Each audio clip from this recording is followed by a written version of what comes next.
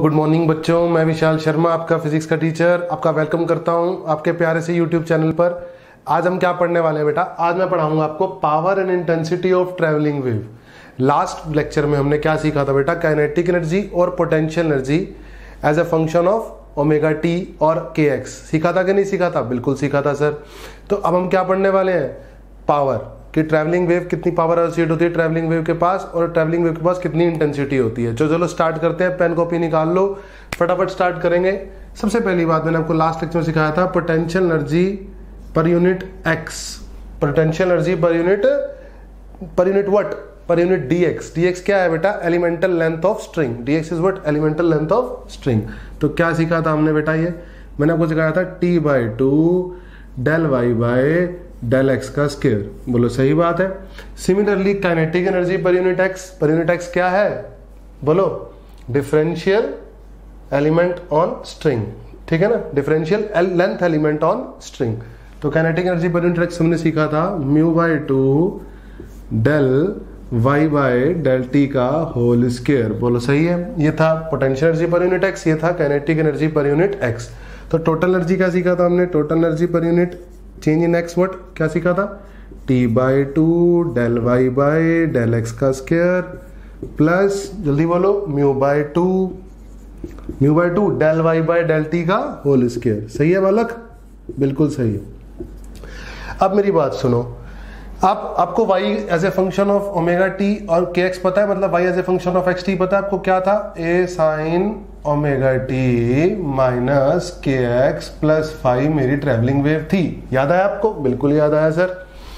अब एक काम करो, del y del x put कर दो यहाँ पर और पुट कर दो, है ना? और डेल y डेल टी निकाल के यहाँ पुट कर दो। करें? चलो पुट करते हैं जब हम, तो डेल y डेल एक्स आता है t/2 del y del x. चलो इसको x के रिस्पेक्ट में डिफरेंशिएट करेंगे सर। तो x के साथ क्या लिखा है? माइनस के बाहर आ जाएगा और साइन का क्या बन जाएगा? कॉस। तो लिख दो। और स्क्वायर करना है मुझे, तो बनेगा a स्क्वायर के square cos square omega t minus k x. बिल्कुल सही बात। प्लस μ/2। हाँ जी, टाइम के साथ डिफरेंशिएट करते हैं इसको, तो क्या होगा? टाइम का जो कोफिशिएंट है वो बाहर आ जाएगा बेटा, और साइन का डिफरेंशिएशन क्या हो जाएगा? कॉस हो जाएगा। तो चलो करते हैं और स्क्वेयरिंग करेंगे। तो क्या करेंगे? a square omega square cos square omega t minus k x, है ना? फाई आप जीरो भी पढ़ सकते हैं, फाई जीरो के लिए पढ़ रहा हूँ, कोई इशू नहीं है ना। लंबी लंबी इक्वेशन बनाने का कोई मतलब नहीं है, हमें बेसिक सीखना है, ठीक है? अच्छा एक बात बताओ, आपको velocity is equal to t/μ पढ़ाया गया है? बिल्कुल पढ़ाया गया है सर। स्केयरिंग कर दो। स्केयरिंग करते वो क्या मिल गया? μv² is equal to T square, और v is equal to omega के भी पता है आपको। तो स्केयरिंग करके पुट कर दो यहाँ, तो क्या आ जाएगा बेटा? बोलो बोलो शाबाश। Mu omega square is equal to k square T square. बोलो सही है? टी स्क्वायर नहीं, टी आएगा ना बेटा? सॉरी टी आएगा ना स्केयरिंग करने। अरे अंडर रूट है ना यार, अंडर रूट का स्केयर करोगे तो अंडर रूट हटेगा, टी का स्केयर थोड़ा ना हो जाएगा। खैर कोई बात नहीं। तो आ गया μv² is equal to T, और v is equal to omega by k हमने यहाँ पुट कर दिया, तो कितना आ गया? ओमेगा² बाय के स्क्वायर, और के स्क्वायर उधर चला गया, टी के स्क्वायर हो गया। ध्यान पूर्वक देखो बालक इस इक्वेशन को, ध्यान से देखो। अगर म्यू ओमेगा स्क्वायर किसके बराबर है? के स्क्वायर टी के बराबर है, तो देखो ये दोनों, ये वाला कंपोनेंट और ये वाला कंपोनेंट सेम लिखा हुआ है। बिल्कुल सेम लिखा हुआ है, ध्यान से देखो। क्योंकि क्या किया आपने? म्यू ओमेगा स्क्वायर की जगह क्या पुट कर दिया? T k square.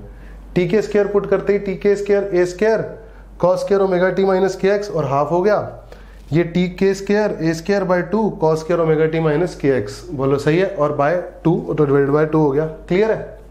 अरे यहाँ तक क्लियर है? बिल्कुल सही है। तो दोनों कंपोनेंट क्या है वाला? ये सेम है। अगर ये दोनों कंपोनेंट सेम है तो आप क्या बोल सकते हो? आप ये बोल सकते हो कि del u by del x is equal to del k by del x. मतलब पोटेंशियल एनर्जी और kinetic energy per unit length of string क्या रहने वाली है बेटा? सेम रहने वाली है। अगर ये सेम रहने वाली है तो मैं इन दोनों को ऐड कर रहा हूं, तो डबल कर देता हूं किसी एक का। कर दूं डबल? बिल्कुल कर देते हैं। हमारा कपड़ा ये चला गया, यहाँ रहा, ठीक है? अब इसको स्क्रीनशॉट लो फटाफट, फिर आगे बताऊंगा। ले लिया स्क्रीनशॉट? चलो अब मेरी बात सुनो ध्यान से। हम क्या करेंगे मैं बताता हूं आपको। आप एक काम कीजिए, पता क्या करो, अभी बता रहा हूं, 1 सेकंड रुक जाओ, बस 1 सेकंड रुक जाओ। आप टी के स्क्वायर की जगह पुट कर दो म्यू ओमेगा स्क्वायर, है ना, तो क्या हो जाएगा, टोटल एनर्जी हो जाएगी और डबल कर देंगे, है ना, तो mu omega square A square by 2 cos square omega t minus k x. बोलो क्लियर है? एकदम क्लियर है बालक, बिल्कुल क्लियर है। इस dx को इधर ले जाओ, सही है। और ये तो एक कंपोनेंट हुआ, दोनों कंपोनेंट बराबर थे और टोटल था, तो टोटल करोगे तो 2 से मल्टीप्लाई करोगे, सही है, 2 से 2 कट गया। तो एनर्जी पर यूनिट टाइम कर देता हूं मैं, तो कितना आ जाएगा, mu omega square A square cos square omega t minus k x, और del x by del t क्या हो जाएगा, यहाँ d x by d t क्या हो जाएगा, एक्स में कौन चल रहा है, वेव चल रही है, तो वेव की स्पीड यानी वेलोसिटी ऑफ वेव। बोलो सही। और ये क्या हो गया, पावर। तो पावर आपका इंस्टेंटेनियस पावर निकल गया as a function of x t. बोलो हाँ या ना, बिल्कुल निकल चुका है। इसके ऊपर क्वेश्चन पूछेगा आपसे, बोलो क्लियर है, एकदम आसान कॉन्सेप्ट है। तो पावर किसके प्रोपोर्शनल होती है बेटा, म्यू के, म्यू मास पर यूनिट लेंथ, ओमेगा के स्क्वायर के प्रोपोर्शनल होती है, एम्पलीट्यूड के स्क्वायर के प्रोपोर्शनल होती है, और वेलोसिटी ऑफ वेव के डायरेक्टली प्रोपोर्शनल होती है। बोलो क्लियर है, एकदम क्लियर है। पावर आ चुकी है हमारे पास। अब सर पावर आ चुकी है, इसका एवरेज निकाल देते हैं हम। तो एवरेज पावर क्या होती है, एवरेज पावर, एवरेज, अब सुनो, एवरेज ऐसे भी लिख सकते हैं आप, और इसको लिखने का तरीका पी एवरेज भी है, ठीक है, दोनों तरीके से आप लिख सकते हैं। तो क्या हो जाएगा, mu omega square A square velocity of wave. Cos square function का एवरेज होता है कंप्लीट साइकिल के लिए हाफ। कितना होता है बेटा, हाफ। अगर ये नहीं पता आपको तो इसका एवरेज इस तरीके से निकाल लेना आप, आपको पता लग जाएगा, 0 से 2 पाई अपॉन 2 पाई, ये एवरेज हो जाएगा ना कॉस स्क्वायर फंक्शन का। इसकी वैल्यू सॉल्व कर लो, इसकी वैल्यू सॉल्व करके आपको क्या मिल जाएगा बेटा, 1/2 मिल जाएगा। ये क्या है, कॉस स्क्वायर फंक्शन का एवरेज। क्या लिखा है ये, कॉस स्क्वायर का एवरेज। एवरेज कैसे, मतलब एवरेज है, समझो कि 3 बच्चों के 20 नंबर हैं, 2 बच्चों के 40 नंबर है, तो अब क्या करोगे, 3 × 20 प्लस 2 × 40 अपॉन टोटल नंबर 5, यही तो करोगे। सेम यहां पर कर रहे हैं, कॉस स्क्वायर का एवरेज लिख रहे हैं, तो cos square differential element d theta, फिर add cos square differential element d theta, फिर add cos square differential element d theta. इन सबको जोड़ने का मतलब इंटीग्रेट हुआ, और एक वेवलेंथ के लिए यानी 0 से 2 पाई के लिए अपॉन 2 पाई। बोलो क्लियर है। एवरेज इस तरीके से लिखा हमने कॉस स्क्वायर का, और इस फंक्शन का एवरेज आप सॉल्व कर सकते हैं इंटीग्रेशन यूज करके, आपको वैल्यू मिल जाएगी हाफ। आप इसको इंटीग्रेट कैसे करेंगे, अब कई बच्चों के दिमाग में यह आ रहा होगा, तो कॉस स्क्वायर थीटा को लिख लो 1 + cos2 theta upon 2, 1 + cos2 theta upon 2 लिख ले, और 1/2 अलग कर लो, cos2 थीटा अपॉन 2 अलग कर लो, 1/2 एज इट इज आ जाएगा। cos2 थीटा का इंटीग्रेशन 0 से 2 पाई के लिए क्या हो जाएगा, 0, क्योंकि cos2 थीटा का इंटीग्रेशन होता है sin2 थीटा बाय 2, और जब मैं 2 थीटा में लिमिट डालूंगा 2 पाई तो बनेगा 4 पाई, sin 4 पाई 0, और लोअर लिमिट डालूंगा 0 तो sin 0 भी 0। बोलो क्लियर है, तो हाफ आ जाएगा, है ना, मैंने आपको जुबानी करके भी दिखा दिया, ठीक।